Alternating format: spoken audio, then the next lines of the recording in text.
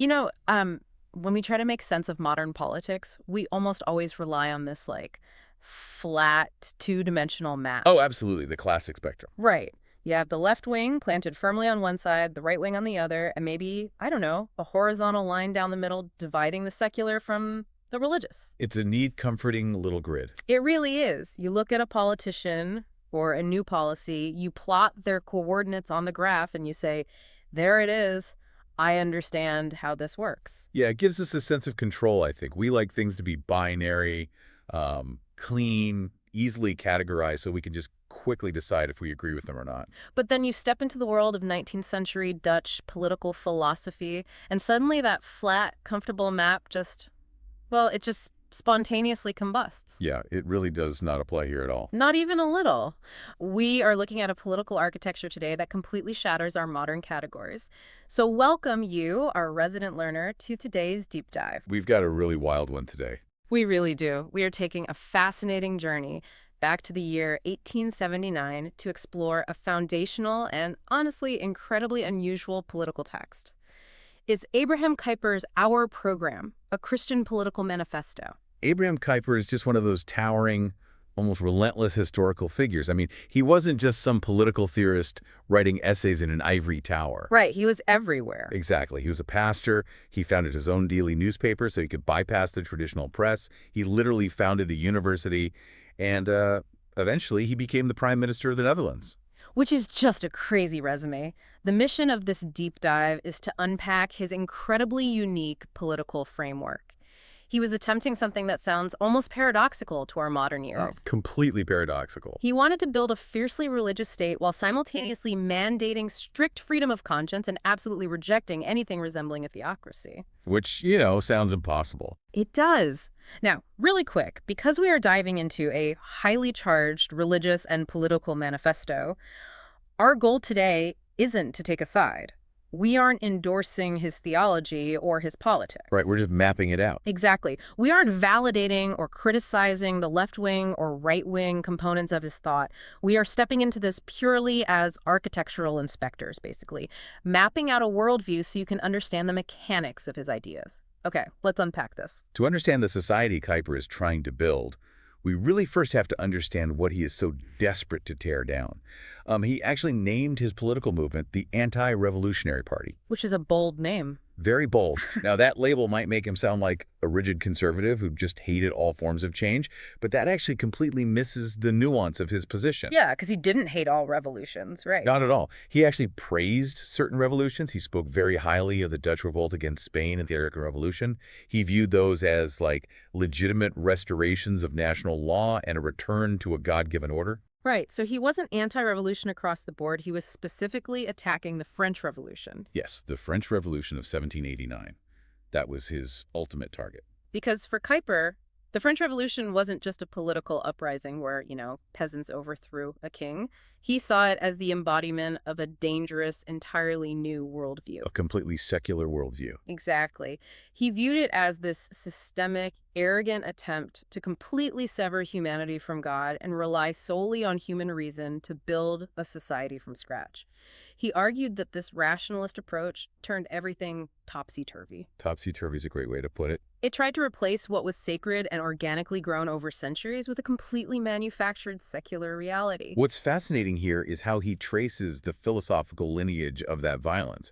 Because Kuyper believed that if you embrace the ideas of those radical Enlightenment philosophers— the ones driving the French Revolution. Right. If you deliberately sever the ties that bind a society to God and subject every single human institution to nothing but human criticism, then the radical, bloody violence of the French Revolution isn't an accident. It's basically a feature, not a bug. Exactly. It is the inevitable result. To Kuyper, the theory requires a brand new world. And because human reason alone isn't strong enough to make people obey naturally, that new world has to be brought about by the guillotine. Wow. I was trying to visualize how Kuyper sees the state versus how those secular revolutionaries saw it, and I kept coming back to this analogy. Okay, let's hear. So, liberal secularists, then and now, often view the state as a social contract. Right. It is purely transactional. Think of it like we are all guests in a massive hotel, and the government is the hotel manager we've collectively hired, I like this, so we pay our taxes. which are basically resort fees. And the manager's only job is to keep the hallways clean, make sure the plumbing works, and stop the guests from fighting in the lobby. And if the manager steps out of line, the guests can just rip up the contract and hire a new one. It's a completely mechanistic view of society. Exactly. But Kuyper looks at the state and says, no, it's not a hotel. It's a moral organism. A moral organism. Yeah, the state is a living, breathing body. The citizens, the families, the local businesses, they are like cells and organs in that body. They are connected by a natural, higher moral purpose, not just a signed piece of paper at the front desk. And because he views the state as a living moral organism, it must have a moral foundation, which for him is unequivocally religion. Right. Kuyper argues that you cannot anchor a nation's moral life in pure philosophy or a transactional contract. If you remove the living God from the equation, you remove the ultimate transcendent authority that obligates people to care for one another or to obey the law in the first place. Because then it's just people making up rules. Exactly. If there is no divine lawgiver, then the only reason a citizen obeys the state is the fear of punishment. When that religious foundation is gone, brute force becomes the only tool the state has left to keep the organism from tearing itself apart. Which brings up a massive structural question. If the state is this living moral organism, who acts as the brain? That's the million-dollar question. Right. Where does the authority to govern actually come from? If we aren't just signing a social contract and handing our power to a government, who holds the reins? This is where Kuyper sharply breaks with both the liberal democratic ideas of his era and the old absolute monarchies. He entirely rejects the concept of popular sovereignty, the idea that political power originates from the will of the people. He rejects that completely. Completely. In his view, humans are inherently equal, so no human has original absolute power over another human, just as a person doesn't have original power over the physical laws of gravity. Okay, so where does it come from? True. Absolute sovereignty belongs only to God, simply because God created the world and everything in it. So the people don't give the government its power. God does. Kuyper says even the king, which, in the Dutch context is the House of Orange, only rules by the grace of God. Right. The king is essentially acting as God's temporary caretaker of the nation. But wait, hold on. If a ruler claims their power comes directly from God and not from the consent of the people, doesn't that sound exactly like a recipe for absolute dictatorship? It definitely sounds like it. Because that sounds identical to the old divine right of kings, which historically led to massive tyranny and abuses of power because the king felt like he answered to no one. You're hitting on the exact danger that Kuyper himself recognized. I mean, he knew that if the state claims divine authority, it can easily become a monster. So how does he stop that? His brilliant countermeasure to that tyranny is a concept he called sphere sovereignty. And I can't stress this enough, this is the absolute core, the beating heart of his entire philosophy. Sphere sovereignty. Yes. Kuyper argues that God does not give all power to the state. Instead, God distributes specific, limited power directly to different spheres of life. So instead of thinking about it like a corporate hierarchy where everyone reports up to the CEO, Right. it's more like an ecosystem. The state is the river, the family is the forest, and commerce is the soil. They all share the earth, but the river doesn't dictate how the trees grow. That is a perfect way to visualize it. Yeah. There is the sphere of the family, the sphere of the church, the sphere of science, of art, and of business. And they all get their power directly from God. Exactly. A father has authority over his family directly from God, not because the state gave him permission. A scientist has authority in the realm of logic and observation directly from God. So the state is out of the picture there. Totally. The state does not grant a family its rights, and the state does not grant an artist their creative authority. The state is just one sphere sitting alongside the others. It is not above them. That is a radical limitation of government. I mean, the state has its own specific job, and it is strictly forbidden from crossing the borders into the other spheres. Yep, no trespassing. So the state can't tell the scientist what conclusions to reach in a laboratory, and it can't tell the family how to raise its children. Right. The state's only job is to step in as a mediator when one sphere unjustly encroaches on another. Like, if a business is violently exploiting a worker, the state steps in because a boundary was crossed and justice is required. And because the state is merely a caretaker with limited, tightly defined jurisdiction, it prevents the government from becoming an all-powerful, godlike entity. Because they can't overreach. Exactly. Every attempt by the political authority to rule over one of those other areas is viewed not just as bad policy, but as a literal violation of God's ordinances. Okay, I understand the ecosystem, but this limited view of state power creates a massive paradox. Oh, definitely. Kuyper is arguing for a state that is fundamentally Christian and constantly acknowledges God as the ultimate source of its power. But if the state is fundamentally Christian, how does it avoid becoming a tyrannical theocracy that crutches non-believers? It's a very fine line to walk. Because history is littered with states that claimed to serve God while oppressing or literally executing anyone who disagreed with them. Kuyper is walking an incredibly tightrope here.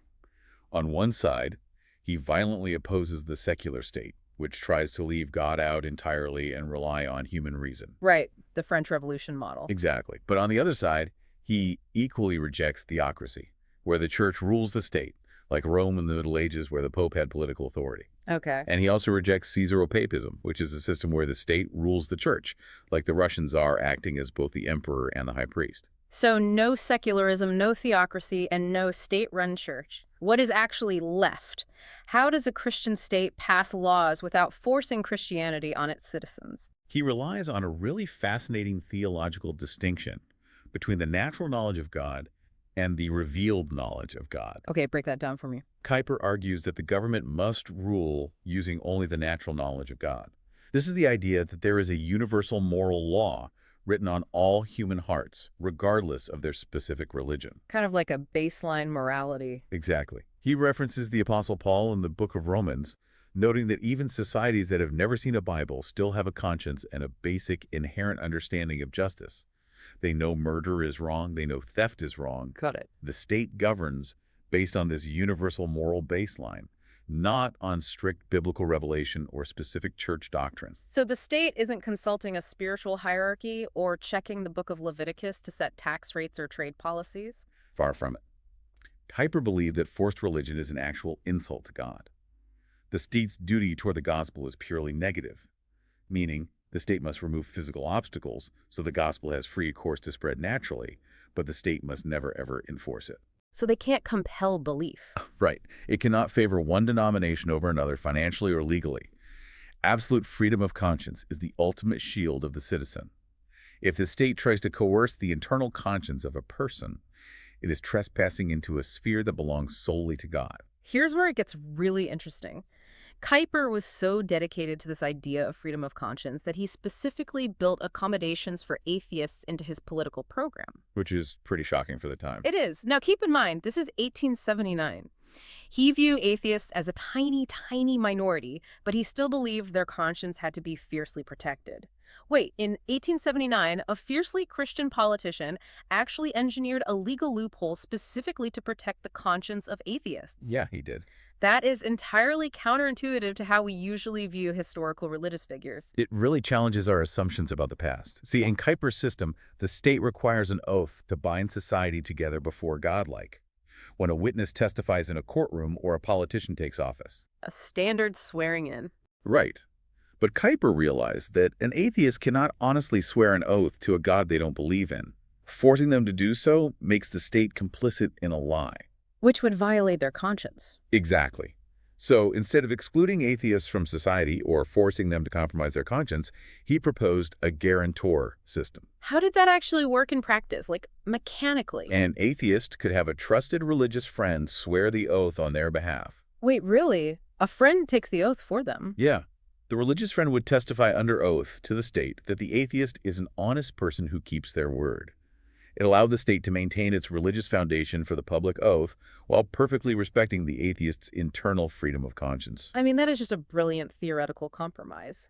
But a state can't just exist in theory. No, it has to function in the real world. Right. When a Kuiperian politician actually sits down in parliament to draft a labor law or pass a budget, how does this sphere sovereignty dictate what they can and cannot do?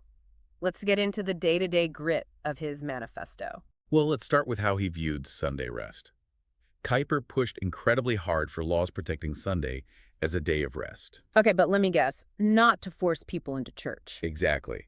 His argument wasn't that the state should use its power to force people into church pews. His argument was that the state itself must stop its own machinery. He used the legal concept of dies non-literally not a day meaning a day the state does not own and cannot operate. So the government offices close, the state railways stop running, the whole bureaucracy just pauses. Yes, and by forcing the state to pause, the government gives the rest of society breathing room. For Kuyper, Sunday rest is fundamentally a labor protection issue. Oh, that makes sense. By mandating a day of rest, the state protects the working class from the endless, grinding greed of industrial employers. It ensures that humans aren't just treated as cogs in a capitalist machine, but as moral beings who need dedicated time for their family sphere, their community, and their spiritual development. He also had very specific, almost combative views on Parliament, which the Dutch call the States General.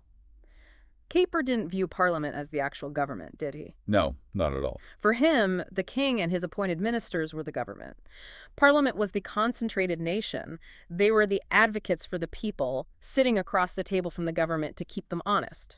And because of that role, he believed that the representatives in Parliament must be bearers of principles. Right. He absolutely hated the conservative practice of just electing trusted men. Who were the trusted men? These were usually wealthy, respectable aristocrats who would get elected and then just make backroom deals based on pragmatism, without ever really consulting the public. Oh, so the establishment elite. But he also hated the opposite extreme, right? He rejected what he called the imperative mandate. He did. The imperative mandate was a radical democratic idea where a representative is essentially just a mindless robot voting exactly as a local political club instructs them on every single bill. So he's against the idea of a politician just being a rubber stamp for their local base, like a modern representative just looking at the latest opinion poll on their phone and voting whatever the poll tells them to. Exactly. That strips the representative of their own moral agency. Kuyper wanted leaders who clearly articulated a comprehensive worldview, a specific principle, to the voters. So the voters know what they're getting. Right. The voters elect the principle, and then they trust the representative to apply that principle intelligently to whatever complex legislation comes up. Mm-hmm. And if the representative fundamentally changes their underlying principle, they are morally obligated to resign because the moral bond between the voter and the elected has been broken. That brings us to one of his most fascinating practical stances, the budget weapon. Oh, this is a big one. Because if Parliament and the king are sitting across from each other, who controls the purse strings? In modern liberal parliamentary systems, the parliament can often just vote down the state's budget entirely to force a specific minister to resign or to bend the executive branch to their will. Kuyper absolutely condemned this practice. He viewed the routine rejection of state budgets as a massive abuse of power that strikes directly at the king's sovereignty. If we connect this to the bigger picture, all these practical mechanics are designed to prevent what Kuyper called party tyranny. But how does voting down a budget create party tyranny? Think about it this way. If Parliament can just defund the entire government on a whim over a single policy disagreement, then whoever holds 51% of the seats effectively becomes an absolute dictator. Because they can just starve the government out. Exactly. They can override the king, crush minority factions, and hold the entire moral organism of the state hostage. Kuyper looked favorably at the British practice where the crown has ordinary revenue to keep the basic lights on, regardless of Parliament's extraordinary grants. So the baseline is protected. Right. For Kuyper, rejecting a budget is the nuclear option. It is only valid in extreme existential crises, like if the king were attempting a military coup d'etat.